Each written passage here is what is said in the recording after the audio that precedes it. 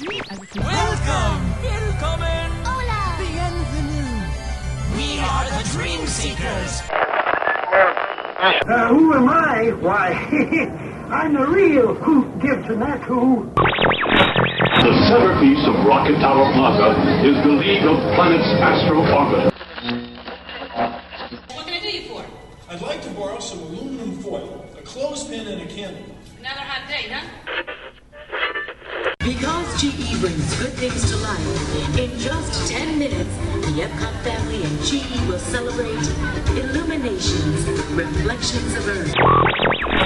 Hi-ho, it's time for Mangello. We know you'll all enjoy the show on WDW Radio. Hi-ho, it's time for his next show. It's been a while, so have a smile. Hi-ho, hi-ho, hi-ho, hi-ho, hi-ho. Just sit there in your row. It's time to listen to the Lou. Hi-ho, hi-ho, hi-ho, hi-ho. WDW Radio, your information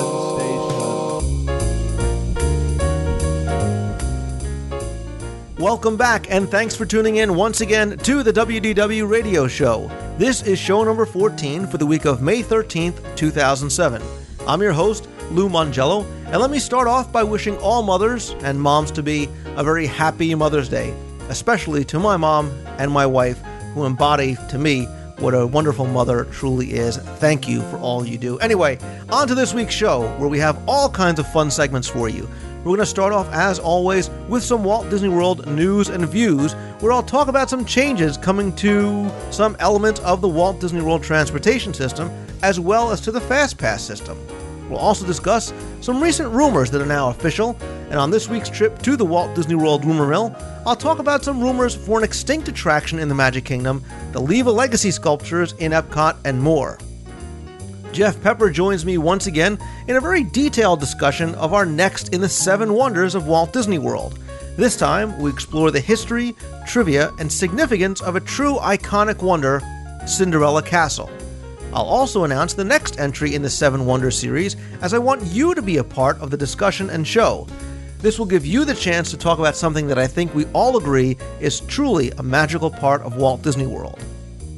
A listener email was the catalyst for this week's Best of the Best at Walt Disney World segment, as Pam Forrester and I discussed the best resort strategies for parties of 4 or more when traveling to Walt Disney World. Speaking of your feedback, I'll answer more of your emails and play your voicemails at the end of the show, so sit back, relax, and enjoy this week's episode of the WDW Radio Show.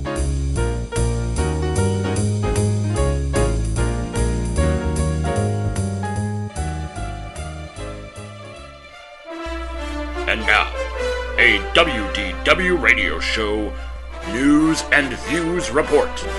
Live from the WDW Radio Studios in Scotch Plains, New Jersey. We'll start off this week's News and Views segment with a discussion of some transportation changes taking place around Walt Disney World. First, Monorail Lime appears to be the guinea pig in an experiment testing a new handrail configuration. On this train, the center aisle has been removed from all the cars and replaced instead with 4 singular poles. Currently, Monorail Lime is running on the express route, and I hope to get some photos of this when I head down next Thursday. The bus system is also finally getting its much-rumored upgrade with the implementation of new automated spiels and location-specific music tracks being played during your trip. For example, there are reports of buses heading to Typhoon Lagoon, which are treated to some Beach Boys music in the background. Now, for those that enjoyed the legendary jokes, trivia, and conversations with the bus drivers, it's unclear how this may be affected and if the new system allows for some unscripted interaction. Now, honestly, although I have not personally traveled the buses in some time, I fear that I might miss that human interaction and the back and forth that the drivers afford you, much as is now the case on attractions like Living with the Land.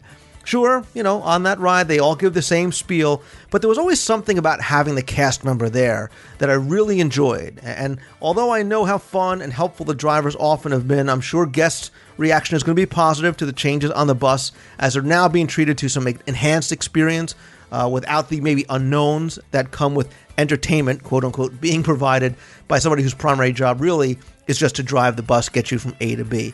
Well, think of it this way, too. With the old system, without this new automated spiel, your bus trip was almost like a trip on the Jungle Cruise, where your skipper, or your driver, really could have made or broken your voyage. Now, obviously, it's not as important when you're just on the bus trying to get back to your hotel or trying to get back to your car, but this is no longer probably going to be the case with these new spiels. Again, I'd be very curious to see how this human interaction, if at all, plays out, and if the drivers can still talk to the guests. There are some changes possibly underway for the Fast Pass system, as listeners have sent me images and emails about new Fast Passes showing up right now over at the Kilimanjaro Safaris, while cast members have also rumored that similar changes are going to be coming to other attractions in Disney's Animal Kingdom, likely Expedition Everest, and the studio's two biggest draws, Tower of Terror and Rock and Roller Coaster. So, what are these changes? Well, they appear to be simply cosmetic at this time, although it's clear something bigger is probably in the works. The tickets now sport a larger, bolder font used for the distribution date and, more importantly, return time. A barcode has also been added to the side of the ticket, which is also a bit larger than its predecessor. We will definitely keep a close eye on this to see what changes, if any, Disney is bringing to the Fast Pass system, what these barcodes may be used for, and if the cast members are going to start maybe paying closer attention to both the date of distribution as well as the return time. Listener Randy sent me an email saying that the outside of Planet Hollywood is having some work done on it as well. A cast member said it would be completed by midsummer and did not know if the inside was going to be refurbed as not. I have not heard anything about the refurbishment of the inside, although the outside is getting a bit of a sprucing up. I have seen some photos of Planet Hollywood with some covering on the outside, although the restaurant is open during the refurbishment. And now, in the Rumors That Are Now News segment, I am happy to report that some rumors I spoke about earlier are now confirmed as news. First, Disney has announced this week that the Tusker House restaurant over at Disney's Animal Kingdom is being converted from a quick service restaurant to a buffet. It's going to offer a character breakfast buffet called Donald's Safari Breakfast and a lunch and dinner buffet as well. Hours of operation are going to be 8 a.m. to 10:30 a.m. for the character breakfast and 11:30 a.m. until park close for the lunch and dinner buffet. The restaurant is going to have both indoor and outdoor seating, much as it does now, but the lunch and dinner buffet will not be a character meal. This new meal is going to start on November 18th. Obviously, you must make reservations 180 days in advance or later. After the refurb is over, Kusafiri Coffee Shop and Bakery will continue to serve pastries and coffees from the outdoor window. And now for the bad news. With the character breakfast opening over at Tusker House, Donald's Breakfastosaurus over at Restaurantosaurus will be discontinued after November 5th. Restaurantosaurus will continue to be open for lunch and dinner as quick service from 10:30 a.m. until park close, but if you liked or want to see Donald's Breakfastosaurus, you must get in before November 5th. Let's just move, as long as we're talking about rumors, right on over to the Walt Disney World rumor mill. The first rumor I have is one that I was going to touch on some time ago, but I didn't have enough information at the time, but I received an email this week from a listener to corroborate some other information I have, so here's the email and the rumor. Hi Lou, I have a rumor for you that I picked up from a Magic Kingdom cast member when I took the Backstage Magic Tour in January. According to a tour guide on the Keys to the Kingdom tour, the Magic Kingdom is considering a way to put one of the old Skyway stations to use and give you a chance to meet a pixie besides. They're apparently considering converting the old Fantasyland station to a location for a Tinkerbell meet and greet. The idea is that you proceed through the walkways and into the old station. You'll shrink to pixie size, and at the end of your walk, you'll be able to meet Miss Tinkerbell life-size and in person for photos. Of course, you have to take any rumor from a cast member with a pound of salt, but given that Disneyland and Walt Disney World have started featuring a life-size Tink in recent parades, and since Disney's got the new Fairies product line, and with the Tinkerbell movie coming eventually, this rumor may be plausible. Hopefully you can find something out about it for us. Thanks for the show, keep up the great work, and that comes from listener Paul Schnevelin. Paul, thank you very much for the email. As I always say, timing is everything, because I actually spoke to somebody this week who is involved with the Tinkerbell movie, and I do believe that this rumor may come true in some form or fashion in the future. However, it very well may depend on the production of the movie itself and the release date of it, which has been delayed, as we know, for a variety of reasons. But I think this is a great idea, not only because I'd like to see the venue used again, But I love the concept of being, feeling that they're being shrunk down to get into this building to meet Tinkerbell, who we know is very small. Now we get to see her life size. I think it's great, and I would love the opportunity to have a Tinkerbell meet and greet. I spoke briefly in the past about some things happening in downtown, at Pleasure Island, and the entire downtown Disney area, but here are a couple of more rumored upgrades. First, it looks like Disney is in the home stretch with their negotiations of several operational agreements with a number of as-yet unnamed third parties to complete Phase 2 of their Pleasure Island refurb. These third parties would take over operations of several of the retail establishments that now sit empty, and I'll put a picture up in the show notes. Thank you to Randy again, who did some investigation for me last week at Pleasure Island and took some photos. Disney has not released the identities of who they are negotiating with, but I would expect some official news within the next few weeks. One of my favorite quick eateries in all of Walt Disney World, and especially in downtown Disney, Wolfgang Puck Cafe Express will apparently be getting some additional outside seating space. I love the food there. I think they have great pastas. It's out of the way, a quick table service. It's something that I usually do the day that I'm leaving before I go back to the airport. That's usually a place that I hit, and it's kind of like my last meal on property. Often not crowded, but they do have a nice, like I said, outside seating area that could use some additional space. Finally, over at Downtown Disney, new parking signs may start showing up soon to help alleviate some of the parking confusion and hassle that plague Downtown Disney, most notably Pleasure Island on the weekends. These new signs will allegedly provide continuous updates of lot capacity as well as directions, so you know exactly what lots are full, which direction to go in, etc. There is no timeline as yet. I will definitely try and get more information when I'm there next weekend. Randy also let me know about another rumor when he said that Saturday we went to Animal Kingdom and took a ride on the Kilimanjaro Safari. There's some construction going on in the left loading area. I couldn't get an answer, but they have broken up the concrete there. Well, I think what that is that work is continuing to retrofit these loading docks to accommodate that additional row of seating that we mentioned earlier on the Kilimanjaro Safari trucks.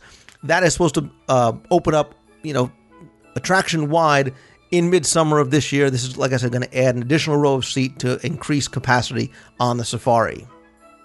Disney has supposedly entered into a merchandising agreement with the Rawlings Group, and they're going to offer some custom baseball equipment and clothing both at the Team Mickey's Athletic Club retail location as well as other places I would suspect around property. I'd look for more to come maybe in the Emporium at the Magic Kingdom relatively quickly from the Rawlings Company.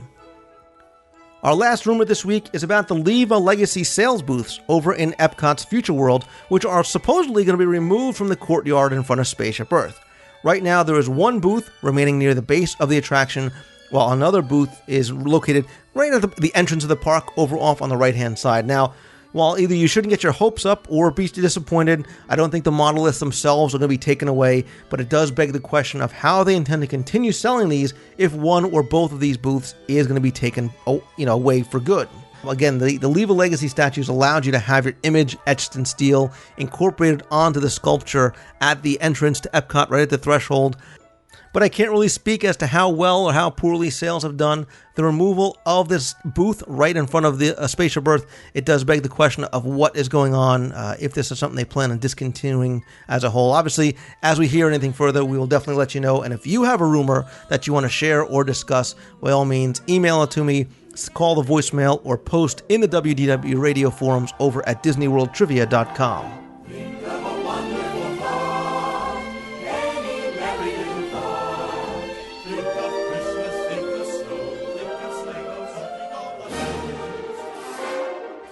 This week's Best of the Best segment was sparked by an email that I received from a listener, and really is less about something that Walt Disney World is the best at, but really a best vacation planning tip. And the email reads as follows: Lou, I really enjoy listening to your podcast each week. Could you provide some information or tips for staying on property with large families? My family of 6 just returned from a fantastic week-long trip in Walt Disney World, where we stayed in one of the new All-Star Family Music Suites. The room provided us the much-needed 2 bathrooms, and we were able to fit all 4 kids on the fold-out beds in the living area. Also, it was great having the kitchenette in the morning for a quick breakfast in the hotel room before heading off to the park. The close quarters didn't bother us, but it could be a problem if the kids get bigger. What other options are there for staying on property? Which hotels, if any, have adjoining room? Which hotels have suites well suited for large families? We'd like to stay in one of the nicer hotels, but it seems they become too cost prohibitive when trying to accommodate more than 4 people. Maybe this would even make a great topic for one of your segments. Keep up the great work. And that came from Brett in Indiana. Well, Brett, ask and ye shall receive.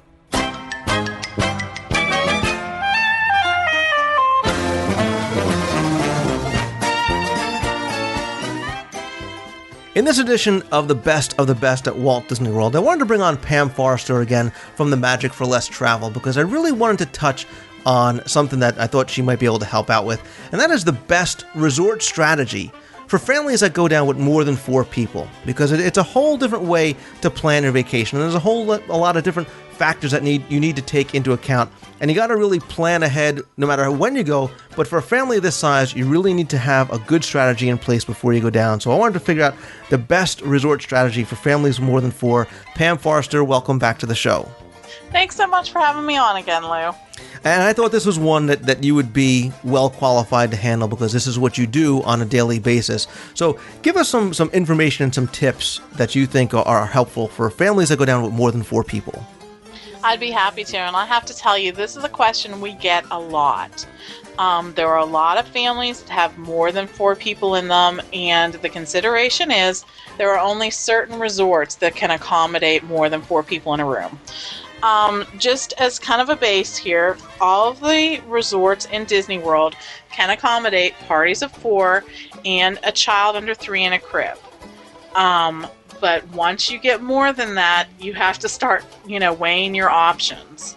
At the value resorts, their standard rooms, they're only going to accommodate 4 and that child in a crib, except for the new family suites. And that's something I'll talk about in a little bit. At the moderate resorts, most of them are only going to accommodate the 4 plus the child in a crib, except for the rooms in the Alligator Bayou section of Port Orleans Riverside. And as you probably know, that's because they have a trundle bed that's able to accommodate a small child. Typically, they say 9 or under can fit in that trundle bed. But those rooms with the trundle bed at Port Orleans Riverside can accommodate 5, and that's your only option at the moderate resorts for a larger group. And we should say 5 people that normally get along very well. Exactly. I'm not saying it's tight quarters. It's kind of right. Tight quarters. So just because it can accommodate 5 doesn't mean it's going to be this comfortable plush area. It's still the same size as the rooms in the other moderate resorts. They just made that accommodation with the extra trundle bed, which is basically just a bed that pulls out from underneath the main double bed that's there. The best test of a family's love is to put them in a small room, for a week. Put 5 people in a room for a week and see how they survive. Exactly. It may make that drive home, 22 hours somewhat more difficult. Nobody talks, buddy. That's true. Bring your iPod. That's my best advice. DVD players and iPods. Yeah, I definitely agree. The category of resorts above the moderate resorts, the deluxe resorts, good news is most of them can accommodate 5 in a standard room. You're going to be paying more for those resorts, but you are going to have some extra rooms. The 2 resorts that do not have rooms that can accommodate 5 in a standard resort are the Animal Kingdom Lodge and the Wilderness Lodge. You will have to upgrade to a deluxe room at both of those resorts to be able to accommodate 5. Another choice for guests that are maybe looking for a little bit more room and maybe kitchen facilities as well are the Fort Wilderness Cabins. Now, these can accommodate up to 6 guests with a child in a crib.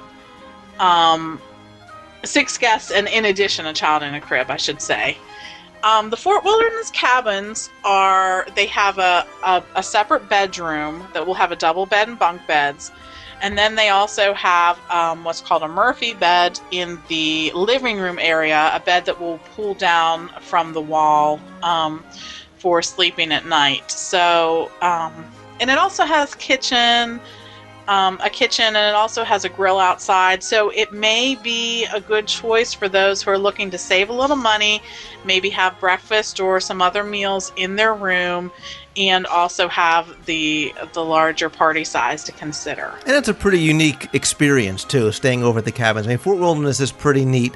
for a lot of reasons. You're close to Hoop-Dee-Doo. There's a lot of things to do outside the parks. And again, you're talking value season. You're talking a rate of about $250 a night.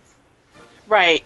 Yeah, and it may be one of your better options for a larger group. And I agree with you. It has a very nostalgic feel to it. You know, this is one of the original Walt Disney World resorts there. And you know what? You really feel that, I think, when you visit. It's very unique, and it feels very Disney to me, you know. I feel like you can kind of feel Walt's hand and all of that. It's very nostalgic. And plus, another way to save money, too, you have the Trails End Buffeteria there. Another, because of its location, it's something that's often overlooked. Very, very reasonably priced. All-you-can-eat buffet. Very, very good food. You got Hoop-Dee-Doo there. You got the marina there as well. You got biking, pony ride. So in addition to saving money, it might just be something fun to do as well as a family. I agree. It's a great option for those larger groups. And speaking of larger groups, the accommodations that are going to be able to hold the most guests are the ones in the Disney Vacation Club resorts. And these would be Old Key West and Boardwalk Villas and Beach Club Villas and Wilderness Lodge Villas and the new Animal Kingdom Lodge Villas. The Vacation Club resorts can accommodate 5 guests or more in a 2, but you have to move up to a 2-bedroom.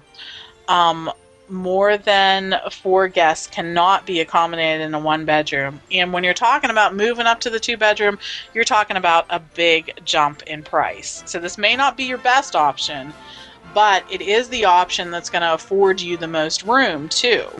I'm sorry, just for comparative purposes, I'll just use Wilderness Lodge, for example, value season rate. A studio would be about $305, a 1-bedroom villa would be about $415, and a 2-bedroom villa would be $590. Right, so that's a huge jump in price. The studio is not going to have a full kitchen. It is going to have a kitchenette, and it's only going to be able to accommodate 4 plus a child in a crib. The 1-bedroom is also only going to be able to accommodate 4 plus a child in the crib, but you have a separate master bedroom, you have a full kitchen, you have a washer and dryer. These are all huge pluses in my book. The 2-bedroom is going to give you the 2 separate bedrooms. The master bedroom is going to have a king bed. The 2nd bedroom will have 2 queen-size beds, and there will be a pull-out sofa that is amazingly comfortable in the living room. So that gives you a lot of room. There's also the Grand Villa, which can accommodate 12, but is not frequently available to guests who are not DVC members. And it's not available at all the resorts either. Exactly, you're right. Old Key West has it, Saratoga Springs has it, and I believe just the Boardwalk Villas are the only ones that have them. So that's, and all of the Disney Vacation Club accommodations are, the availability is based on what members do or do not have rented during that time. So it's not, you can't always bank on having that availability. But it is, a nice option for people who really need that extra space. And, there's a lot of us out there who space is a consideration when you have older kids and things like that. Another option I wanted to give guests is to consider getting 2 connecting rooms at either a value or a moderate resort. If you really need the extra space, 2 rooms at even a value resort is going to give you 2 separate rooms. So you can, if you have older kids and you can close the door and not worry, about them, I think that's a big plus. And you get 2 bathrooms, which can also be a big plus when you're vacationing together. It's those kind of things that may help your sanity a little bit. I would say that 2nd bathroom might be worth the price of admission right there. It might. It's these little considerations that, make your vacation a little better, I think. So I think that's another good option for people who have, more than 4 in their party. And Disney is really, I think, trying to listen to guests in this area. There's been, a lot of discussion about larger family sizes, and with that came, the family suites at the All Stars, which I mentioned briefly. And I think that's their attempt to accommodate those larger guests, and we'll see in the conversions and things that they do. if that continues. I also wanted to mention real quickly that the new villas at Animal Kingdom Lodge, in their 1-bedrooms, they are making 1-bedrooms that can accommodate 5 plus 1 child in a crib. So, again, this is something that Disney's listening to, trying to make accommodations to, and I think we'll see more of that in the future. Yeah, there's so many factors that you have to weigh when going down with a family of 4. And obviously, the reason why we cover the resorts first is because that's of paramount importance. Where are you going to stay? But there's other things you need to look at, too. You need to look at what time of year you're going to go, if you want to try and save money, because the difference between value season, say, and holiday season, we'll just use the resorts, for example. If you're talking about maybe, we were talking about one of the villas, the difference in price, for example, for a beach club villa, for a 2-bedroom villa in value season is $595. During holiday season is $1,105. So, right. And that's also going to affect things. You need to look at crowd levels. You need to look at, tickets, what kind of promotions are going on, whether it be free dining, whether it be if you have little kids and they have the little ones travel time, things like that.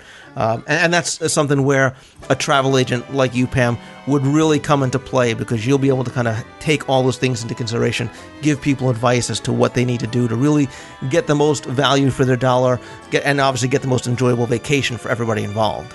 I agree. I know that everyone has restrictions on their vacations, but if your dates are flexible, we will definitely be happy to work with you to look at a couple different dates and figure out which one may be the best for your needs, and guests just have to share that information with us to let us know that they're flexible, and we'll be happy to make recommendations.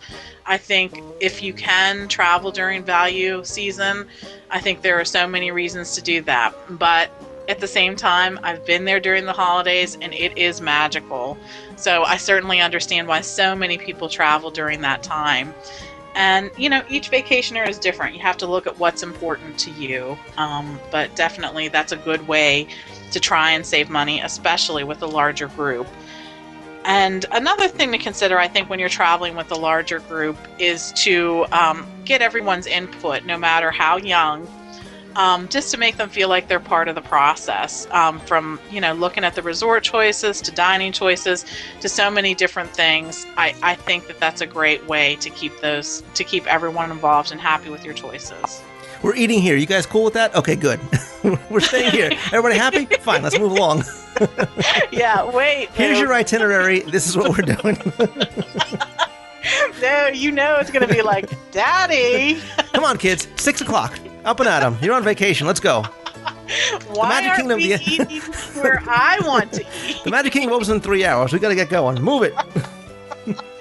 Yeah. Tie your shoes in the car. Come on. Got to go. So, just taking all that into consideration. Yeah, we could make, 2 full shows out of all the things to consider, especially, like you said, when you talk about a large family and different things you do need to really factor in when planning out to get the most value for your dollar, to make sure everybody has a good time, and to make sure you survive the 5 to 7 or 10 days together in the rooms with each other. But again, that's why I wanted you to come on, Pam, because I think you're a great resource for that kind of information. Even if somebody has any kind of specific questions, I think they can forward them along to you, and you should be able to help them out, whether they're planning a trip to Disney World or Disneyland or the Disney Cruise Line. Definitely. We're happy to go over all the options because there are just so many options. And again, I keep saying this because I think it's important to note, by getting in touch with a travel agency, whether it be Pam or somebody else, their services are free. There's no premium associated with it, so there really is no reason not to go with them. And just choose wisely. Choose somebody, like I said, I'm a big fan of Pam's services. I've known her a long time. And their attention to real personalized attention and detail and customer service is what I think sets them apart. So I appreciate you coming on. I'm going to put a link up on the website, but again, their site is The Magic for Less Travel. You can go and visit again. And Pam, thank you again so much for coming on and helping out with this. Thanks again, Lou. I'm always happy to come on.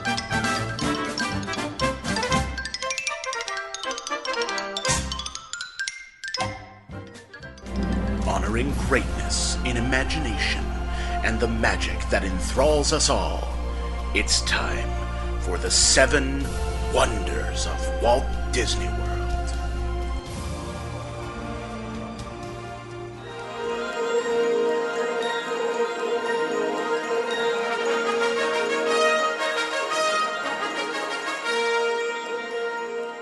When I announced that I'd be creating an unofficial list of the 7 wonders of Walt Disney World based on the concept of the 7 wonders of the modern world, there were, and still are, as people are really still submitting them, certain things that were mentioned in an overwhelming number of submissions. One of them was the very first wonder that I covered, and that was Spaceship Earth. That was really almost on everybody's email or forum post, whatnot. The other overwhelming mention, well, let me ask you to do this. Close your eyes, except if you're driving, and if I say Walt Disney World, what's the first image that comes to mind? If you're like me, it probably involves some sort of food item, but if you're like most other normal people, you may see an image of our next wonder, and that's Cinderella Castle. So, with the help of Jeff Pepper, I want to explore the history, trivia, and significance of this true, iconic wonder of Walt Disney World. Jeff, welcome back, buddy. Hey, glad to be here, Lou. Thanks for having me. All right, so when I said close your eyes and said Walt Disney World, what'd you think of, assuming that you really did it? Well, of course, we think of Cinderella Castle. But we can, good answer, buddy. If you would have said Astro Orbiter, I would have been in some real trouble. But, the funny thing is when I was listening to you say that, I mean, all that was coming into mind is not just Walt Disney World. I mean, the castle is Disney. I mean, next to Mickey Mouse, the iconic symbol of the Walt Disney Company, pretty much on most levels, is the castle. Whether not necessarily the Disney World castle, but a castle. It's in the logo. I agree, and that's why I think it has so much more. It's more than just a focal point at the Magic Kingdom. It's more than just a building. It's more than an engineering feat. It's got a deeper, dare I say, almost spiritual meaning to some people. When they see the castle, when they step onto Main Street, what it means to them when they finally get that glimpse, or when their kids get to see it. But before we talk about the intangible qualities, let's talk about the building itself, how it came to be. You know it, you love it. It's reportedly the most photographed building in the world. It stands at the entrance to Fantasyland. It's in the hub of the Magic Kingdom, and it's the tallest structure there at 189 feet tall. So let's kind of go way back, because the genesis of Cinderella Castle really starts not in Florida, but in Disneyland. Because when he created Disneyland, Walt wanted all of his lands to have an obvious landmark, and he called these things weenies. I'm not making it up, he really called them weenies. And they would act as quote-unquote visual magnets, and they would lead guests from one land to another, almost kind of a reward for making that trip. So the castle that stood in the center of the park needed to be the largest of all the weenies, and it would draw guests when you came in down Main Street into the park. You'd be able to see it from every land within Disneyland or the Magic Kingdom. And then you, of course, have other ones like Space Mountain, Big Thunder Mountain, dragging you towards Tomorrowland or Frontierland, respectively. So the use of weenies obviously continued when Walt Disney World was being developed, and as well as the entire Walt Disney World Resort was developed. You have Spaceship Earth as Epcot, and well, now it's a source for Mickey Hat and MGM, and obviously the Tree of Life in Disney's Animal Kingdom. So, but unlike Disneyland, where, and I say this with all due respect, where some of the earlier mistakes were made, Cinderella Castle, they made some changes. They wanted it to be bigger, they wanted it to be grander, and in fact, they actually elevated it during construction, because Walt noted that he didn't think the castle was prominent enough at Disneyland. And if you've ever been to both parks, you'll see Disneyland is really about 100 feet smaller. I mean, it's almost half the size of Cinderella Castle in Walt Disney World. Yeah, that's the very first thing whenever I visited Disneyland for the first time, and having grown up to that point on the East Coast and visited Disney World so many times, is, and again, no disrespect intended to our West Coast brethren. You don't want to start a East Coast West Coast war. Yeah, we don't want to go. But truly, when you're kind of grown up on Cinderella Castle, you walk into Disneyland and you're kind of like, where is it? Because it is distinctly much smaller on a much smaller scale. And as you said, Walt realized that in the early going. I mean, I think even when he was envisioning Disney World, he was definitely putting it out there that the castle was going to be substantially taller. Right. And again, it's not a bad thing. It just, it is what it is. But despite the differences in size, both castles, design-wise, share a number of architectural elements and styles. Cinderella Castle was really based on a number of different styles throughout Europe, from both Bavaria, where you have Neuschwanstein Castle, and the French castles and chateaus of Fontainebleau, Versailles, Chenonceau, Chambord, Chaumont, and Ussé. I'll see how badly my non high school French did with those, but I didn't get that. Luke, could you repeat that? absolutely not. So Herb Ryman, when he was designing the castle, he took a number of design elements from Neuschwanstein, which means New Swan Stone in German. It's also known as King Ludwig's Castle or Mad Ludwig's Castle, as well as some of the elements in the 1950 film Cinderella. Although, Jeff, like we were saying offline, there really wasn't a lot to take from that movie per se. Yeah, Cinderella Castle, the movie, in Cinderella, the castle was what you would best describe as minimal. It was very much a very background, sort of just almost, as much as that movie had a great deal of detail in it, that aspect of it was very, very minimal. The interesting thing is that actually Sleeping Beauty, which came along 4 years after Disneyland opened, even though the castle was named for it in 55, because the movie was in production. The movie Sleeping Beauty, the castle in there is very, very detailed. In fact, Ivan de Earle was the background painter who his almost entire reputation with Disney is based almost on, Sleeping Beauty and Lady and the Tramp, those movies from the 50s. He did an amazing job with detail, and you can see so much of that detail carried over into Cinderella Castle. And the irony being that, for Cinderella Castle, there's practically no inspiration from the original source material, the original movie. There wasn't really a whole lot to take from that. So, as you're saying, so much of the inspiration came from real life castles, the combination of the fortress base with the Renaissance spires, that you're pulling from all those different sources. So it was an interesting kind of taking from many different places to do what he did with Herb Ryman specifically, because Herb Ryman also did specifically did the concept designs for Sleeping Beauty Castle initially in Disneyland. Right, and like Neuschwanstein, which was really it was a number of buildings connected together to make one large traditional castle. Cinderella Castle does the same thing as well, and part of the reason for that is because when Herb Ryman and Walt Disney originally saw the scale model of Sleeping Beauty Castle, they felt it looked actually too much like Neuschwanstein. So what they did was, as the story goes, Herb Ryman took the top portion of the castle off, turned it around backwards, and that's how you have Sleeping Beauty today. And you'll see that the top half of Sleeping Beauty Castle faces in the opposite direction than it does for the real castle in Bavaria. But in Walt Disney World, it's that melding of different elements. Like you said, the castle base is like a fortress, and as it goes up, it gets a little bit more delicate, and it's kind of reflective of some of the different types of styles with Gothic architecture of 12th and 13th century France. And the actual interesting thing is, I'm sure you're going to bring this up, but in tying into Sleeping Beauty, one of the very interesting kind of bits of trivia is that initially the restaurant that was in the castle was King Stephen's banquet hall. Well, King Stephen, that's Princess Aurora's day. and that was why. What I've done reading here and there, and it's always mentioned that that conflict, and it was basically when they went to put the restaurant in. I think they're saying that it was Dick Irvine's idea to actually put the restaurant in, because coming out of from the Sleeping Beauty Castle in California, there really wasn't a lot of space in that castle because it was much smaller. But when they made this castle so much larger, they had all this room, so they had the opportunity to use it. And so he came up with the idea of doing the restaurant. And what they found is that nobody beyond Cinderella, none of the royalty had a name in the movie.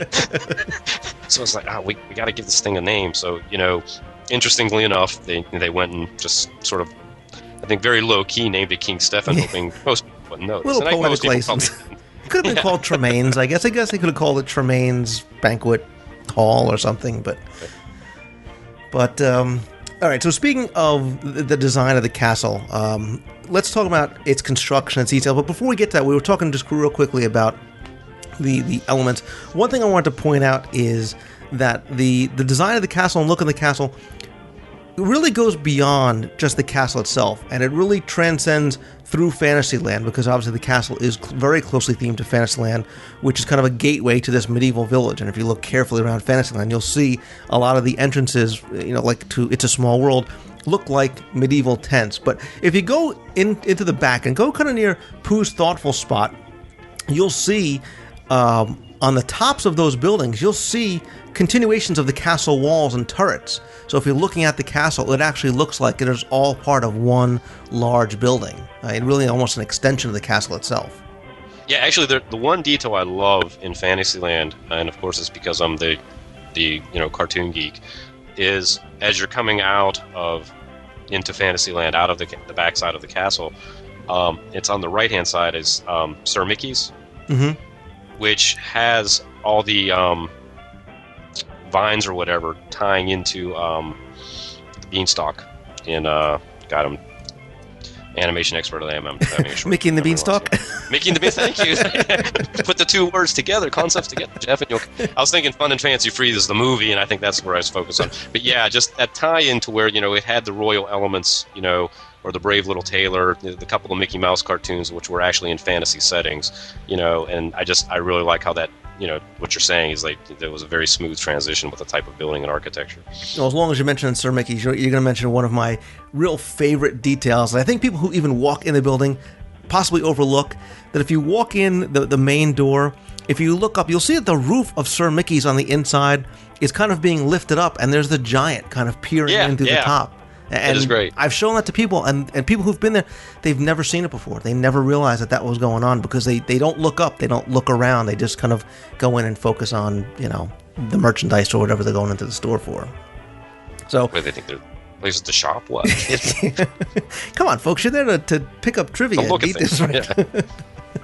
I just ask my wife when I'm dragging her around taking pictures of these obscure things all over the place. But, all right, back to the castle itself. Like I said, the castle is 189 feet tall.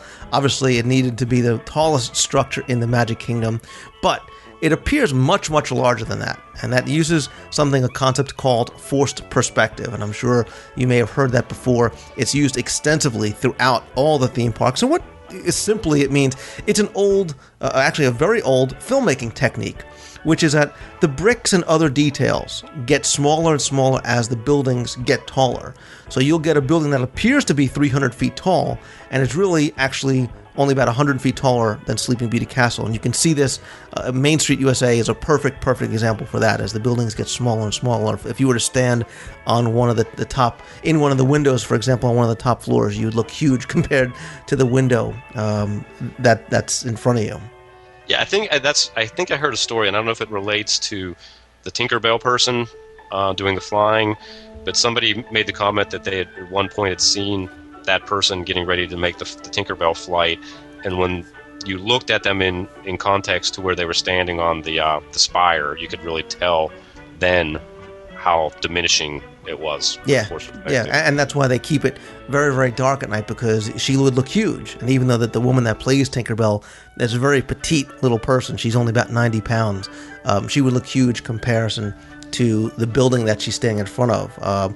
Because the top spire of the castle, for example, is really only about half the size to what it really appears to our eyes. And what they did too is many elements of the castle, they scaled them down, they angled to really give different illusions of both distance and height. And like I said, these kind of techniques are used in all the Disney parks worldwide. And it was very, very important for Walt and for the Imagineers to make the castle be very noticeable, and because they wanted it to be noticeable from a distance. They wanted people to be able to see it when they were coming from the transportation and ticket center, when they were getting on a monorail, then when they were getting on a ferry, because they really wanted to, draw people into the park. And that is so true, because I remember my first visit, we were riding the monorail, and it was myself and my younger sister with our parents, and that's what it was all about. We were looking out the window, waiting for the first moment to say. It was almost like spotting a UFO or something. Who could see it first. And the funny thing is to this day on all my visits, I can't think of. It's very rare that you're on a monorail riding with you have little kids or whatever. That's what they're doing. They're looking out, trying to spot the castle as they come around the monorail track. All right, so let's talk about some of the other details and kind of fun little trivia bits about the castle. You know, speaking about the design itself, John Hench, we talked about. Obviously, you know the name John Hench. He is a legend. His design skills, are second to none, and you see his work throughout Disney. But he really was a perfectionist when it came to color. And the colors of the castle were very, very important to him. And you can't notice it now because the colors changed. We'll talk about that later. But when he designed the castle, he had 7 different shades of gray that he used on the exterior of the castle to really simulate the different colors of the bricks. And obviously, that's going to lead me right to, because really one of the most often asked questions in the park and favorite trivia question is, how many bricks make up Cinderella Castle? And Jeff, I really hope that you're going to say that the answer is 0. Absolutely. So yeah, concrete, fiberglass, and steel, buddy. That's right. That's right. And it sure looks like it's brick. I mean, they do an amazing job. But it's another one of these engineering wonders. The inner structure is made up of 600 tons of steel. It's covered with a fiberglass facade, and there's a concrete foundation. It's actually filmed with foam to kind of conserve the weight. But they sculpted the exterior rock to make it look like it was granite. And the important thing, too, is that the building was really built to withstand, these hurricane force winds that they knew was going to be an issue in Florida. But let's just, dispel one of the other rumors. There's been a long-standing rumor that the spires could be removed in the event of a hurricane. Some of the spires were actually water towers. That is not true. That has never been true. It would take, weeks and weeks to disassemble them and take them down. The castle and the spires have been built to withstand these hurricane force winds and cannot be assembled.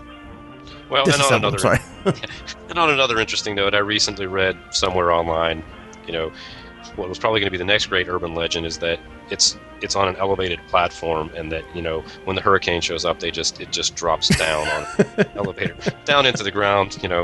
Imagine that in that. Swampy, marshy Florida soil, going another 189 feet underground. The rumors that surround, well, they couldn't do it because Walt is frozen in the basement anyway. Yeah, so that's correct. But there are, speaking of the spires, there's 18 spires on top of the castle, and actually it's cool because they were actually fabricated and finished. On property, and then they were hoisted by a crane onto the castle. They were slid into place, and then they were attached.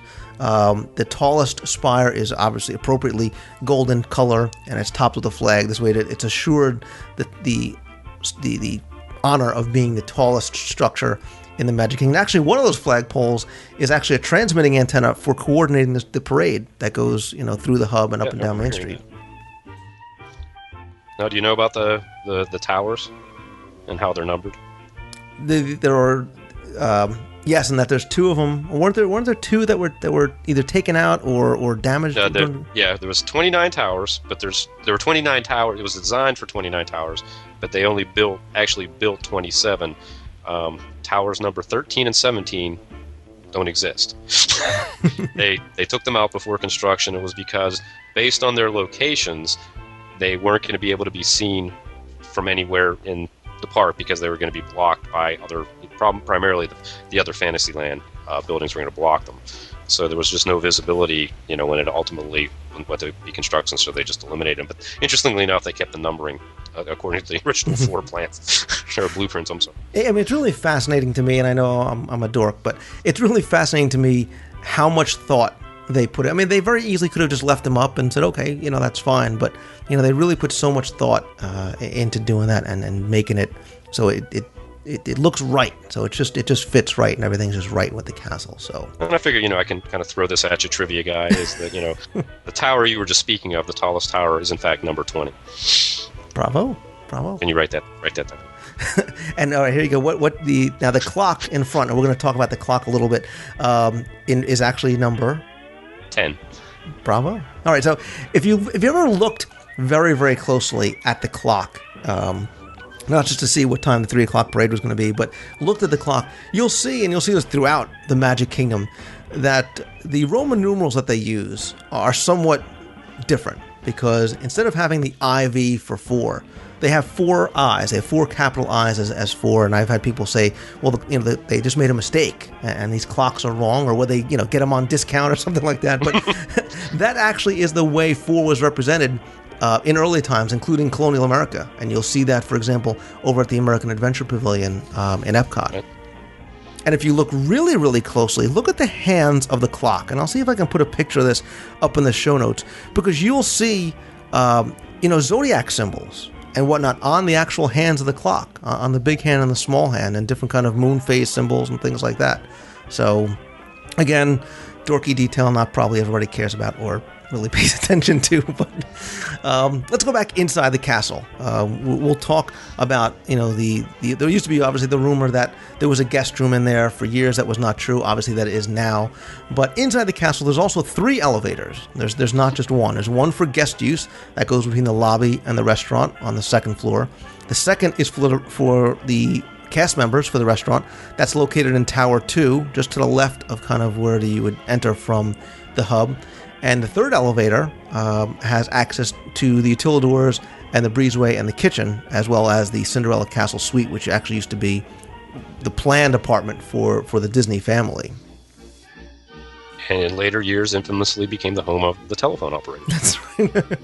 And storage and all that kind of unglamorous stuff. And I still have never seen a picture of it being used, for that purpose. I would love to be able to get a look at, what it looked like during that time. But speaking of the Disney family is actually present in and around the castle, because you can find their coat of arms created in stone. You'll find it above the breezeway, and you'll also find it outside the castle. You'll find it inside Cinderella's royal table. It's displayed over the fireplace. It kind of has... There's 3 red lions, and the background field is white. Again, I'll try and put a picture of that up in the show notes, or just make sure you go and check it out. Look for it next time you go. Yeah, and the other coat of arms that are there in that same area within the restaurant also represent the coats of arms of the other people that were involved in the creation of the castle, Herb Ryman, Dick Irvine, Bill Martin, and John Hench, as you mentioned. Right, Roger Brogie's there, Mark Davis, yes. Dick Nunis, Marty Sklar. So there's a number, and it's nice to see. And again, these are things that people, would normally, just overlook. But it's nice that the Imagineers wanted to pay their respects and an homage to all these people. And we'll talk a little bit more about the restaurant kind of as we get through. But just on the outside, something else to look for. Look for 13 gargoyles that kind of ring the outside of the castle, which I thought is a very nice, interesting little touch they put on. And final geek fact, there's about 3.37 million gallons of water in the moat that surrounds the castle. So, did you ever ride on the swan boats? Remember the swan boats? The Plaza did. Swan boats? Yeah, I think I would have rode them in 76. I remember riding them, and I don't remember doing it on my first visit, so I'm thinking it was 76 when I did it, because they were gone by... Yeah, they weren't around very long, so... That's a Mike Scopa memory, too, so how old we are. One of the other things that's really notable about the castle are the murals inside. As you walk through the breezeway through Fantasyland, you'll see a series of 5 incredible mosaic murals that tell the story of Cinderella. These were designed by Imagineer Dorothea Redmond. They were crafted and set place by a team of 6 artists and led by mosaicist Hans Joachim Scharf, and they go about 15 feet by 10 feet, and they're all shaped in this kind of Gothic arch, kind of keeping with the theming of the castle. They took more than 2 years to complete and contain hundreds of thousands of pieces of Italian glass and rough smalti, which is glass which is specifically made for mosaics, used by Italian craftsmen. Over 500 colors. Some of the hand-carved tiles are fused with sterling silver and 14-karat gold. Some are really, really small, as in like the size of the head of the tack. And one of my favorite little bits of detail is if you look very closely, and you should, at these murals, look at the scene with Cinderella's wicked stepsisters, because there's a little added color there. One sister's face is red with anger, and the other sister's is green with envy. And I just think that's just an awesome little touch. And to a certain degree, and we'll talk about the suite just a little bit, although I don't think either one of us had a chance to see it yet, you'll see some of that mosaic duplicated and made reference to up in the suite. But let's talk about some of the changes that have taken place. Some good, maybe some not so good, to the castle since it created and opened on October 1st, 1971. Back in 1996, to celebrate Walt Disney World's 25th anniversary, Disney transformed the castle into a 18-story tall pink birthday cake. There was red and pink icing, giant candy canes. I know I'm bringing back horrible memories for many of us, including me, but that's a whole other story for another show. It really, what they wanted to be the centerpiece for this 15-long birthday celebration was, covered in 400 gallons of pink paint. I mean, it looked like to some, a big Pepto-Bismol cake. There was sprinkles. There were 16 2-foot-long candy stars, candy bears, gumdrops. I won't go on, but there was 1,000 feet of pink and blue icing that was wrapped around it. But the interesting thing is, I was not the only one who maybe did not think it was the best idea, because reportedly there was more than 200 canceled weddings at Walt Disney World because of the giant pink castle, and I could see why. But thankfully, on January 31st, 1998, the castle was transformed back to its original beautiful blue and gray glory. I was not nearly as offended by that as I think a lot of people were. I knew it was temporary, and I thought it was so quirky. You know what? Look, if you've listened to this show long enough, you know that I'm a Disney purist at heart. And one of the things I'm going to mention, you might be surprised at how I react to, but it didn't cut it, and maybe it's just for personal reasons I didn't like. But anyway, we'll move on, because in October 1998, they did something that was a good thing. They changed the lighting to it, and they could now illuminate the castle in 16 million colors. So during, at the time, Fantasy in the Sky fireworks, it really added another element to it. They had a completely new computer-controlled lighting system installed. There were 60 color changes synchronized to the fireworks. Obviously, you can still see that now during Wishes. November 16th, 2004, a day that will live, probably not in infamy, but a day that I didn't like nonetheless, because they transformed the castle to make it look like it was toilet papered. Stitch is king! Yeah, Stitch is king. They posted that on a turret. There was fake graffiti on the castle to commemorate the grand opening of one of Walt Disney World's finest attractions, Stitch's Great Escape. It was a one-day thing. I know it's not a big deal, but I just thought it was irreverent, and I thought it was disrespectful. I don't know, that the graffiti on the castle, maybe it's just because the attraction's so awful. and if her wedding was that day, she might not have been a bridezilla to begin with. Exactly. Now I'm going to ask your opinion about the next change that took place, and that was formally unveiled on May 5th, 2005. It was up a little earlier. That really became the centerpiece for the happiest celebration on Earth in honor of Disneyland's 50th. What they did was they adorned the outside with polished gold trim, accents. There was a lot of swags and banners and tapestries.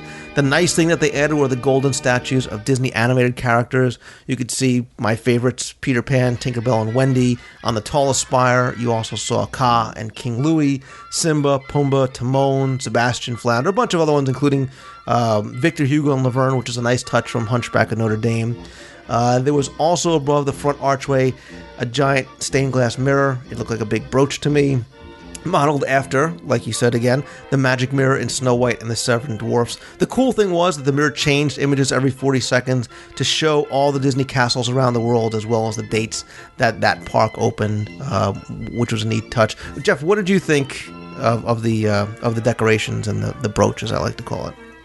I really liked it a lot. In fact, I spent probably a half an hour trying to get as many pictures with my telephoto lens of the statues you're talking about. The mirror, the brooch, just was wacky. It was, and I don't think it was so much in concept, but it was a little bit too overpowering. Right. It just didn't work. It really threw off the front of the castle. So yeah, I can kind of agree with you there that I think it wasn't a bad idea. It just wasn't executed well, and especially to me with how well the other stuff worked. I love standing in front of the castle.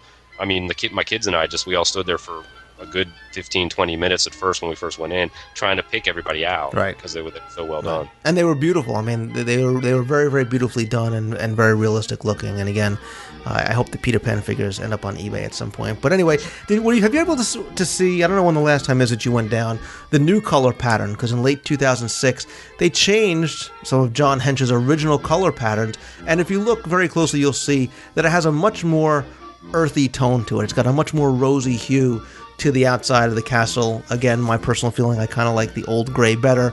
I guess it's just the nostalgic in me. But have you seen it? Have you seen the new colors? Yeah, and actually I kind of went in expecting, because I'd read about it here and there, and I read about it in context of somebody being very upset. They thought it was a travesty, and I thought it was okay. I mean, I agree with you. I kind of just out of sentimental reasons, I kind of prefer. Because I came home and looked at pictures just to kind of refresh my memory and kind of saw, like I said, it's more of a subtle thing, but it's distinctive if you compare it. And yeah, I'm sentimental like you are, but like I said, it's not the end of the world. Right, exactly. And if you look at Sleeping Beauty Castle and some of the other castles in Disney parks, you see that there's a consistency to the colors. But like you, I like the original gray better. So anyway, just a couple of other little fun facts just to kind of throw out at you. If you've ever had your wedding or seen Disney's Wedding Pavilion, it was a very clear design choice to be sure that if you get married there, that as a backdrop you'll be able to see Cinderella Castle in the background. Again, that prominence, that height that was important. It was nice to see Disney bring over to the Wedding Pavilion. We talked briefly about Tinkerbell. She did not always fly from the castle since day one. Her first flight was on July 4th, 1985. Dorky facts and figures, she flies about 750 feet, averaging about 15 miles an hour. It takes her about 34 seconds for the trip. And the requirements for Tinkerbell are very, very specific. She needs to be a certain height and only 90 pounds. One other thing I want to mention too, just another a little detail maybe that people don't pick out. I'm one of these people that I love staying in the park until the last possible minute till they kick me out. Be sure you stay around and look for the nightly Kiss Goodnight. You'll hear Roy Disney's dedication speech played throughout the park. You'll hear a lot of classic Disney movie soundtracks. It's just a nice little thing they do. They use some of those lighting elements on the castle, just a nice little touch, something to see before you head out for the night. So the one other thing, Jeff, we should mention, obviously, is the Cinderella suite that's in the castle, because that's something that I know many other people wish that we could win as one of the Year of a Million Dreams.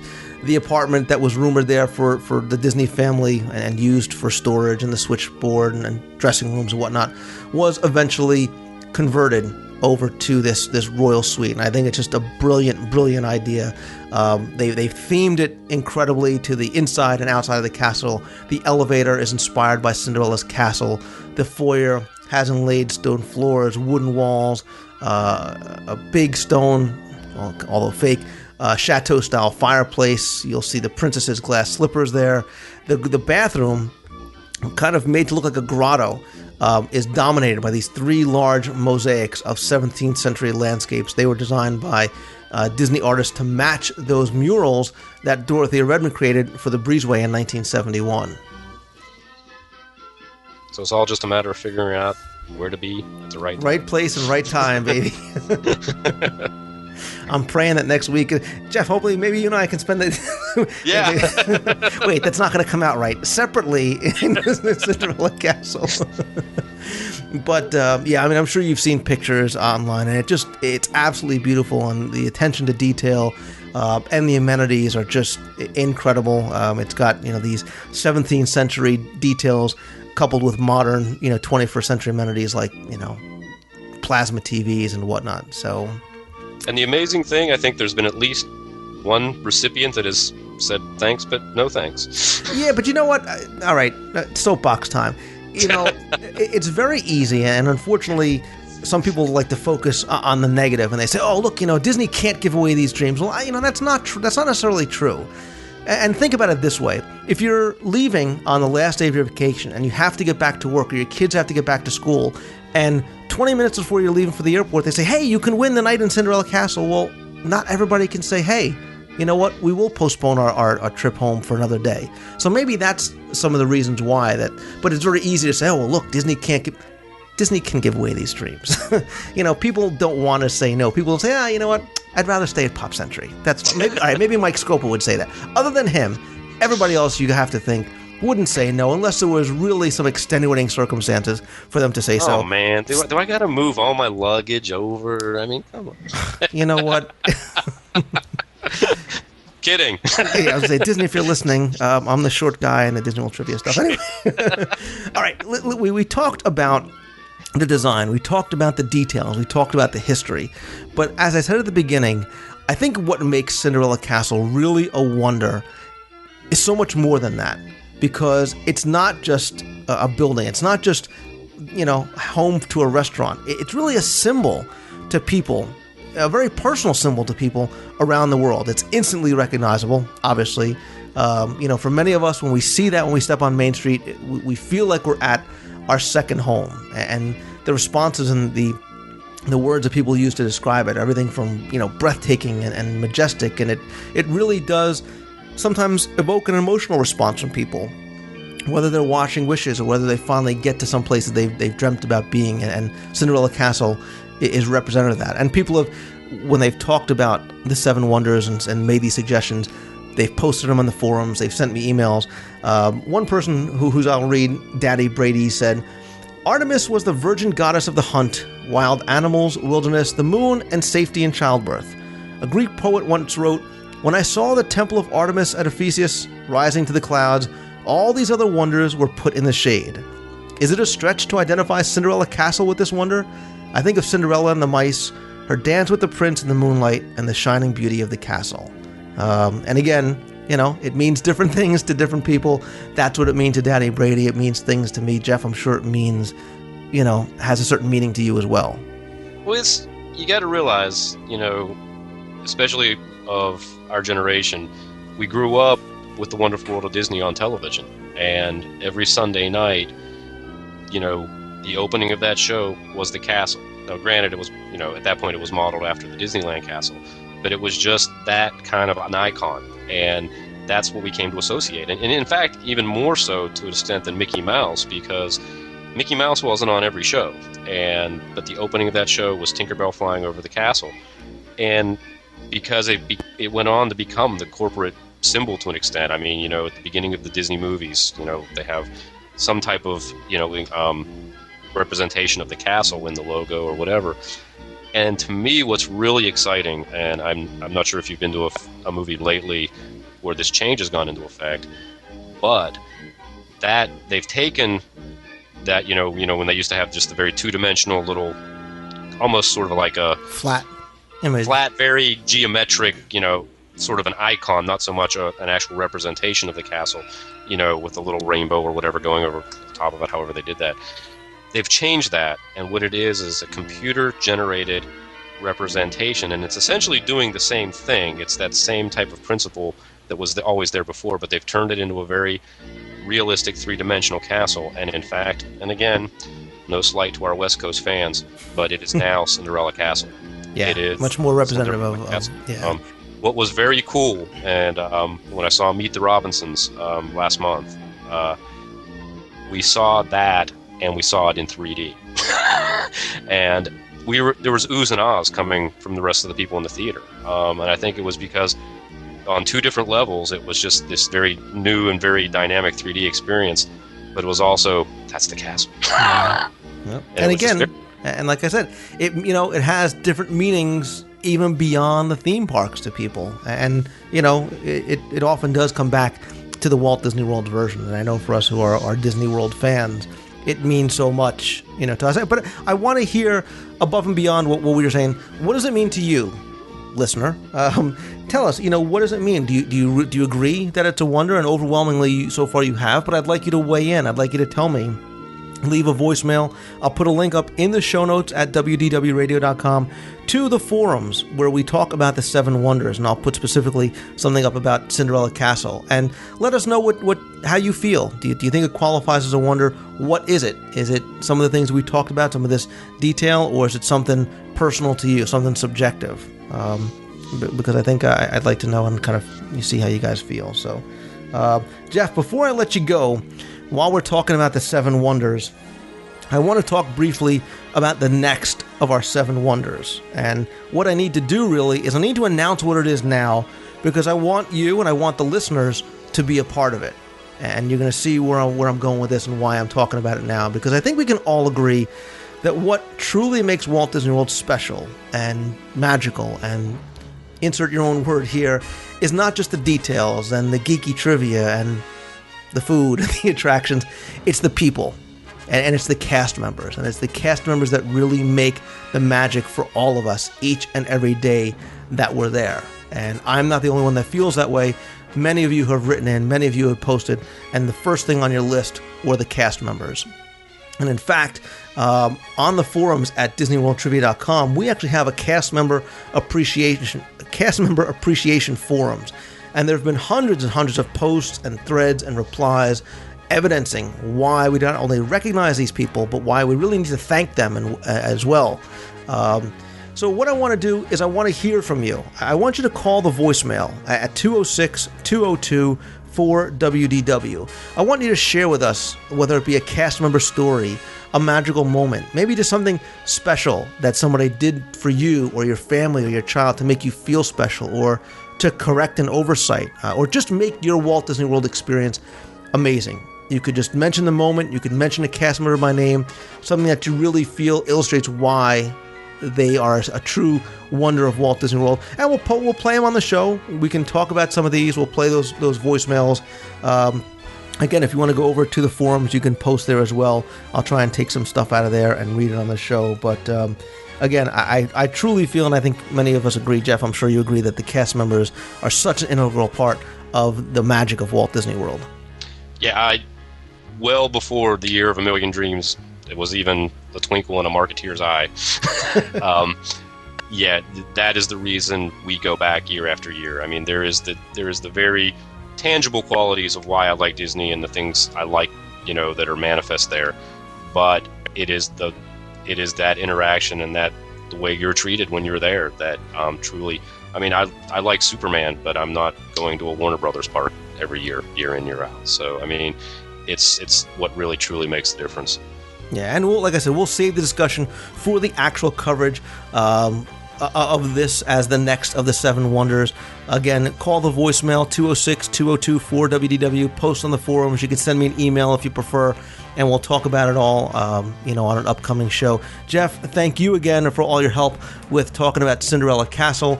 Jeff's blog is at 2719hyperion.blogspot.com. Jeff, I will see you in about a week, buddy, down in Walt Disney World. We will finally get to meet face-to-face, and I'm sure have some fun doing some research down in Disney. Thanks, Lou. I'm really looking forward to seeing you next week. See, and it was very important that you said research. It's not a vacation for us. It's a research trip. It's agonizing. Shh, my wife is listening. All right, Jeff. Mine too. Thanks again. My children aren't forgiving me. My children don't know. It's Lou, guys. I got to go for Lou. I got to take it. And hey, if you guys are going to be down there, like I said, by all means, let us know. We'd be more than happy to meet up and get together in the parks. Thanks, bye.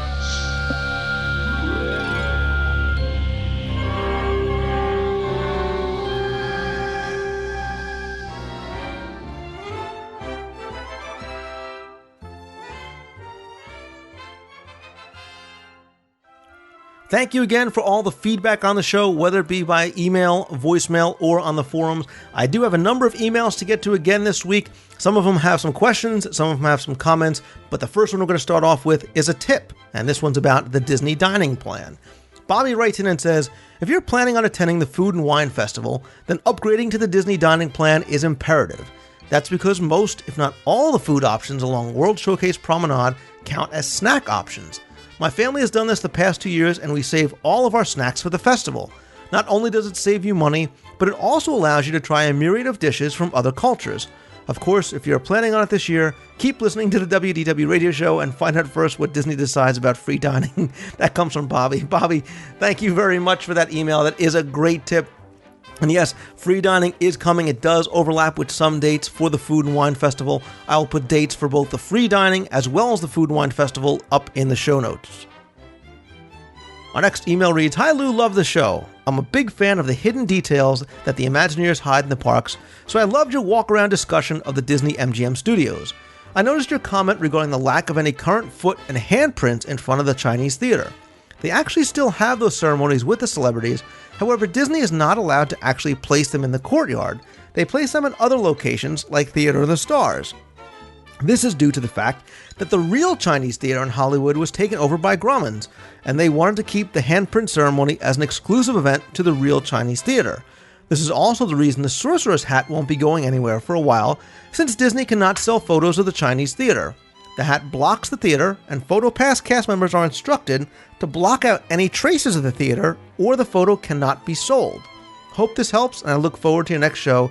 And that comes from Jessica. Jessica, thank you very much for the email. It's very interesting about the theater and the handprints. I'm very curious, and I'm going to try and talk to some people I know who are PhotoPass cast members about trying to block out the Chinese theater. I have never heard of anybody having their PhotoPass picture not being made available because the theater was in the picture in some form or fashion. But I want to thank you for the email, and I will report more as I find out more details.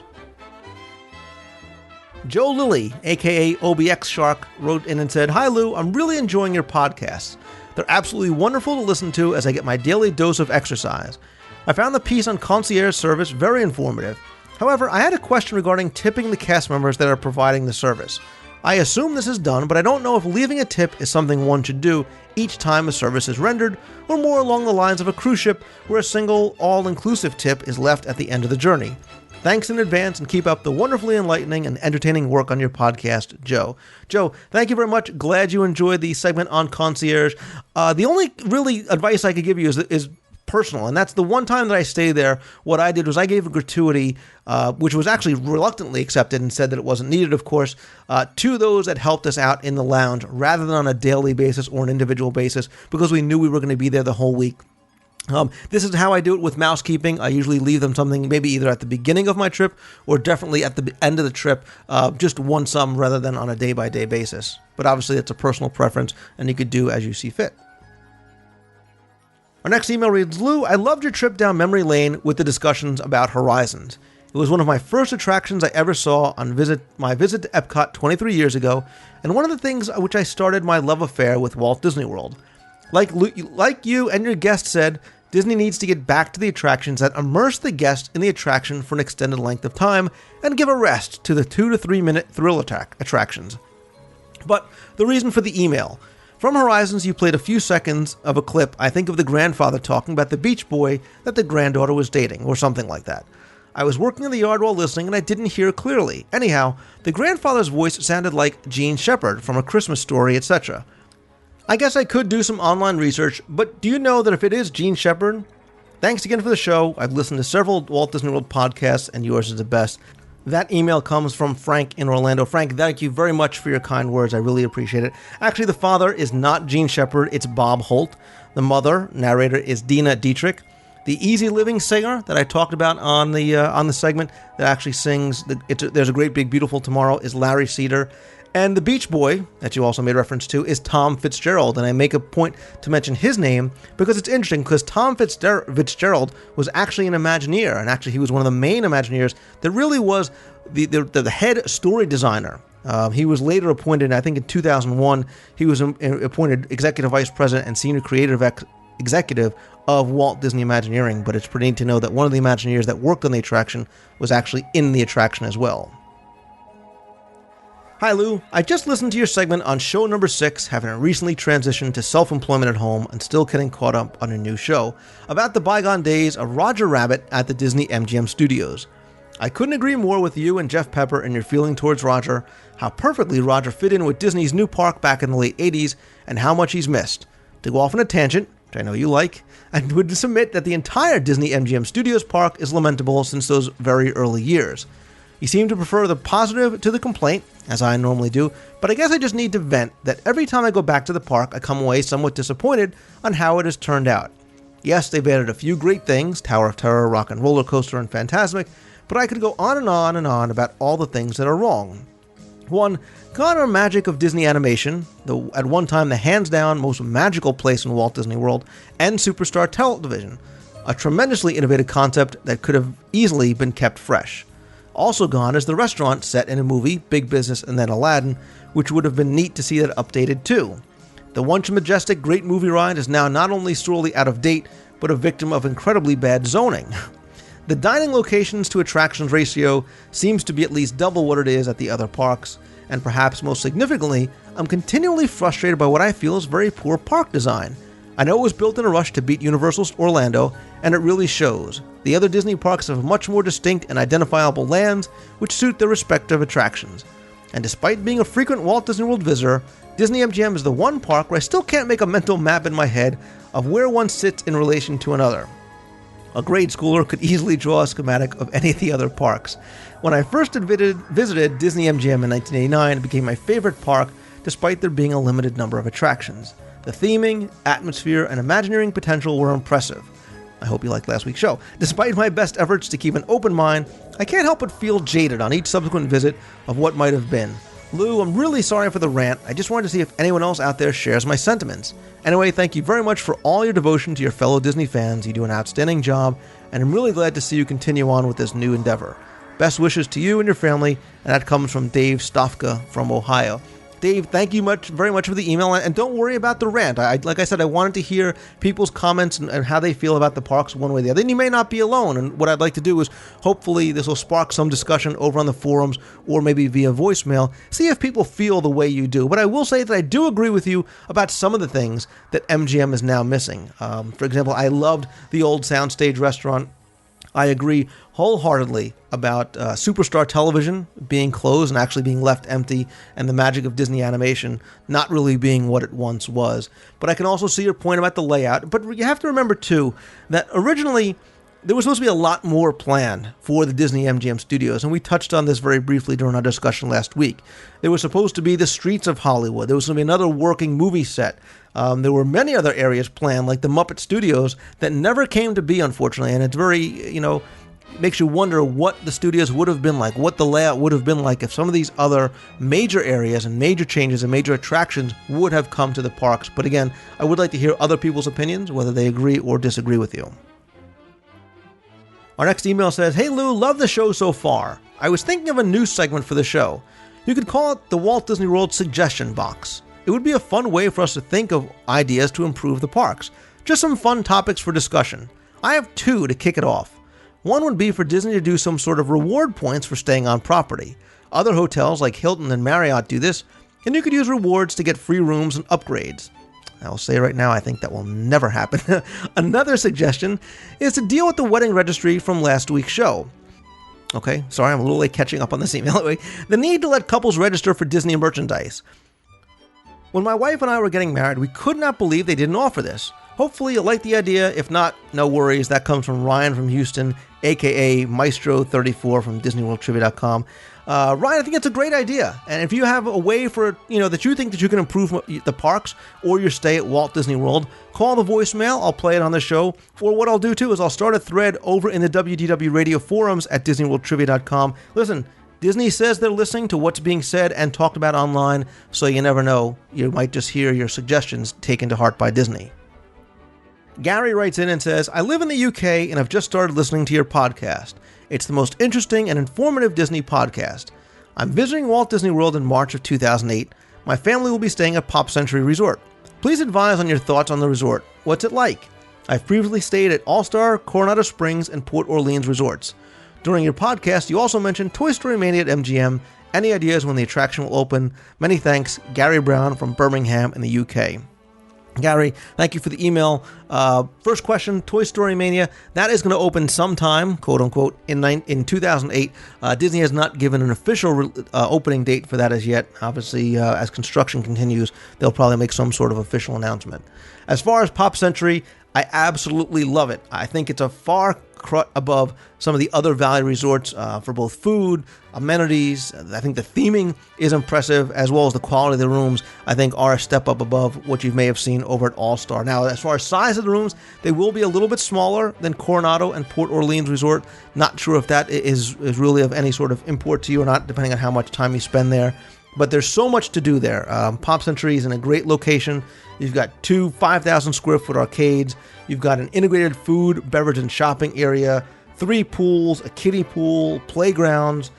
You can ride bikes around Hourglass Lake. The one bit of advice I would give you is if you can afford I think it's about $10 more, maybe $15 more depending on season. I would get one of the preferred rooms. It is closer to everything Pop as well as the transportation. I think it's definitely in your best interest, especially if you're not driving. Our next email comes from Gina, who writes, "Hi Lou, I just love your new show and I have a question for you. Many years ago on my honeymoon, 16 years to be exact, my husband went on Space Mountain, but me, being a thrill ride chicken, did not. I remember being able to wait in the queue with him and then think I was able to walk away when he got on the ride and that there was a window where I could see a portion of the ride, kind of like the view you get from the TTA. Can you tell me if I'm remembering correctly that there's both a chicken walk to escape getting on the ride and a window to take a peek at the brave people who are on it? We're going to Walt Disney World again with our kids in November, and that we've been there before with the kids. Hubby has always ridden alone. We've never wanted to have them just wait in line for no reason. Thanks so much, Gina. Gina, thank you for the question. Yes, there are more than one chicken walk. I believe there's 2 or 3 ways that you can get out. If you do want to wait online, after you pass the turnstile in the queue area and you kind of split off between the left and right or the Alpha and Omega tracks, you can go straight ahead before you start winding through the rest of the queue and getting on the actual attraction. You can exit right there. I believe you can wait there a little bit if you do want to watch some people get on the ride, but there is no kind of viewing window to actually see what's going on the ride other than what you see on the Tomorrowland Transit Authority. Our last email this week comes from Sparky, also known as Sean Iannucci, who writes, "Lou, first I want to say how much I enjoy listening to the podcast and visiting the DisneyWorldTrivia.com website on an obsessively daily basis." Thank you. My first visit to Walt Disney World was, I believe, in 1979. I was 7 years old at the time. Upon finishing listening to this week's show, memories of being in Tomorrowland came back to me. I remember an attraction, which I believe was in Tomorrowland, that you stood in a room and all the surrounding walls were screens. The only real memory of this show is a flock of sheep, or maybe goats. If you could tell me more about this attraction, if you remember what it was called and what replaced it, or even if it was replaced, since my last 3 trips were in 01, 02, and 05, and I didn't really spend much time in Tomorrowland. Thanks, and thank you again on the website. Sean, thank you for both the email and the compliments on the show. It sounds like you're probably talking about one of the old Circle Vision films that played before the Timekeeper, where the laugh floor is now in Tomorrowland, right there on the Avenue of the Planets. That theater has been home to a number of different films since it opened in November 1971. The Circle Vision films that play there include America the Beautiful, during two separate times actually, Magic Carpet Round the World, also during 2 separate times, American Journeys, and later The Timekeeper, which obviously, like I said, has now been replaced by the laugh floor. If you did go around September of 1979, it was most likely Magic Carpets Around the World. The scene that you're describing is one that does sound like it was from there, although I don't remember all the scenes exactly. But thank you, Sean, and thank you everybody else for your emails. I do appreciate it. Remember, if you want to send me an email with a question, a comment, a suggestion, or anything else, send it to lou@wdwradio.com or call the voicemail at 206-202-4WDW. Listen to the end of the show. I'll be sure to play some of your voicemails there.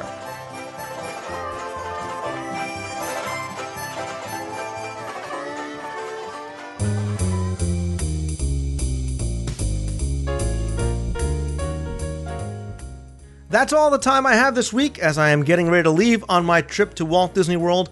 I will be there between Thursday, May 17th, and Sunday the 20th, so if you're around and want to say hi, please let me know. I'm also going to see Jeff Pepper from 2719 Hyperion.blogspot.com. He's going to be there as well. So according to Len Testa, the crowd level will be about a 5, and the Geek Index will be about a 9. Speaking of Jeff, I want to thank him, as well as my other special guest, Pam Forrester from the Magic for Less Travel, for her help with some of our vacation planning discussions. Click on the link on the WDW Radio website for more information and a free, no-obligation quote. They offer outstanding service, which is on par with what you've come to expect from Disney. Their services are completely free to you and offer so many advantages over booking yourself, not to mention the great freebies. Contact them with any questions you have or trip planning inquiries you might have as well. I need you to please indulge me here for just a moment, as I want to say hello and a very special thanks to Staff Sergeant Jose Cuyar, who is currently stationed in Afghanistan. I mentioned his name a few weeks ago when I read his email about him listening to the show, his love for Disney World, etc. Well, I sent him a little care package and actually received something in the mail from him today. It's from the United States National Command Element in Kandahar Army Airfield, Afghanistan. It says, Mr. Mangello, I have enclosed a certificate of appreciation endorsed by my commander for your response to my email that I sent you earlier. It's our means to thank you for your support and concern. It means a lot to know that the people back home have not forgotten us. We always keep that in mind when we watch the news and hear the stories. Again, thank you. Sincerely, Staff Sergeant Jose R. Kuyar, Kandahar Airfield, Afghanistan. And with that came a beautiful certificate, and it says the United States Army and the 207th Infantry Brigade Task Force Grizzly wish to express their appreciation to Lou Mangello for his support of Operation Enduring Freedom issued at Kandahar Airfield, Afghanistan. Jose, thank you so much. Know that we all wish you and your family, as well as everyone else who is there with you, a quick and safe return home. Your letter and certificate mean more to me than you know, and will very quickly be hung in my office. I'm going to post images of the letter and Jose and the certificate in this week's show notes page. You know, there have been certain events that have happened since I started my Disney endeavors a few years ago that are most special and most important to me, and this was definitely one of them, and I really want to say thank you. Of course, I also want to thank all the other listeners for your time and everyone else who's written or called in, posted on the forums, and reviewed the show for iTunes, voted it on Podcast Alley, and otherwise supported me and the show. I have to tell you honestly, this whole experience really is a lot of fun. And for our new listeners, please remember to go back, check out some of our earlier shows, visit the WDW Radio's website at wdwradio.com for links to old episodes, or you can download them directly from iTunes. We also have more information on the site, including photos and links to friends of the show. Don't forget you can still come aboard and cruise on the Disney Magic with me and Margaret Tinkerbell Kerry from November 3rd through the 10th, 2007. There's lots of special events planned, as well as a few very special surprises.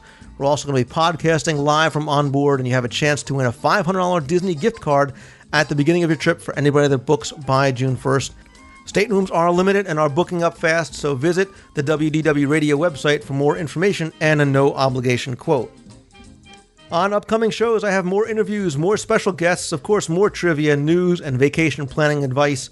We're going to have more of the 7 Wonders, more Best of the Best, plenty of new segments, more contests, and of course, a few surprises here and there.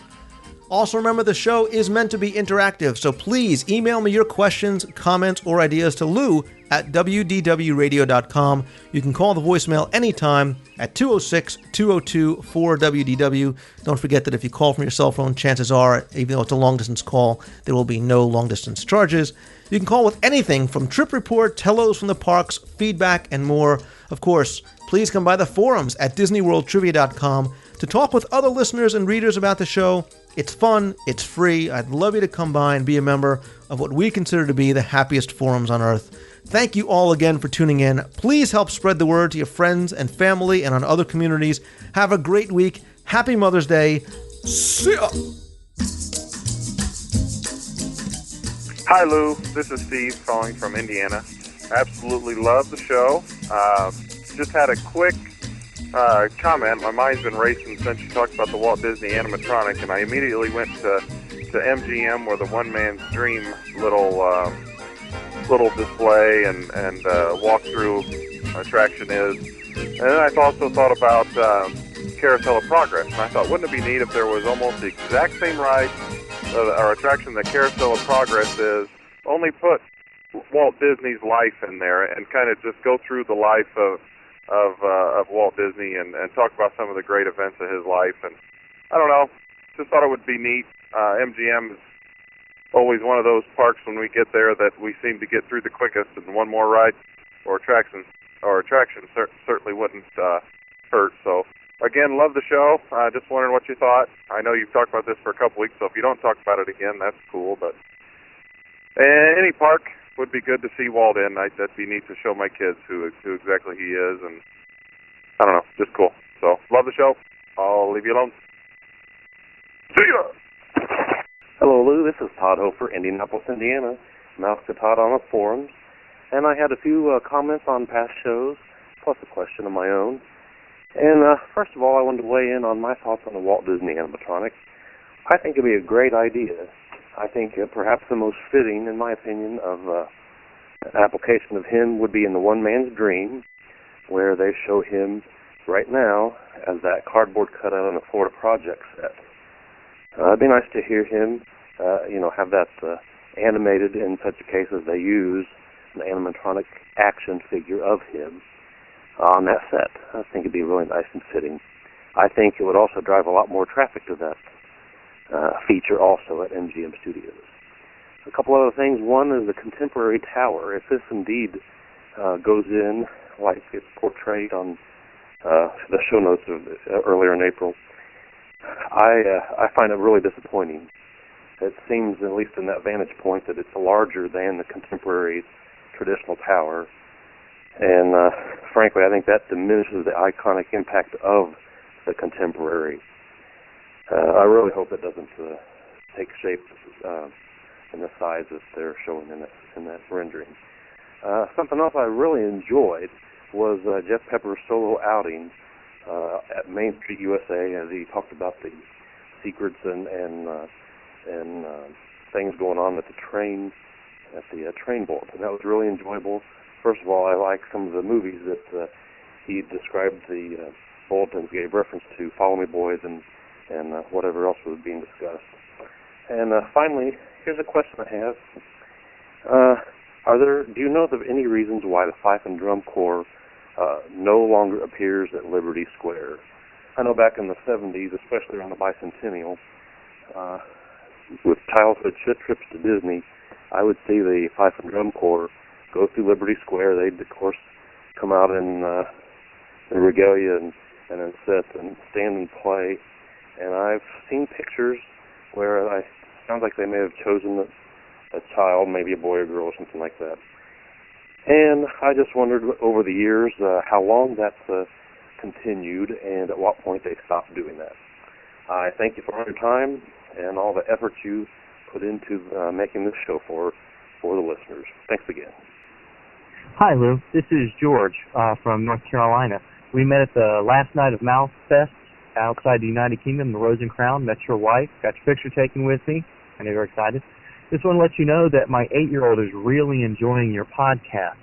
The reason I can tell, we listen every morning at school, and the other day I came home and he was playing a video game called Viva Pinata for the Xbox 360, where basically you capture, raise, and grow your own pinatas, sort of like a Pokemon game. Well, anyways, he was so excited when I came home to tell me that he had captured a new pinata and he had named it Lou Mangello. I don't know if he spelled it right, because I haven't checked it yet, but he was so thrilled and so excited to tell me when I got home, and he wanted me to let you know about it as well. Honestly, I debated about telling you because I didn't want your ego to swell any more than it needs to. But nonetheless, really enjoyed the podcast, both myself and my 8-year-old son, and we're looking forward to more. Thanks. Hi, Lou. This is Danny from Chesapeake, Virginia. I remember you talking about the wands on the Spaceship Earth at Epcot. I don't remember if you said if you liked it or not, but I don't like it because it kind of takes the look away from the Spaceship Earth, like how it was imagineered. Because we don't really need a wand saying Animal Kingdom on the top of the Tree of Life or anything. So, okay, I just wanted to share my opinion. Love the show, and I hope to talk to you later. Okay, bye.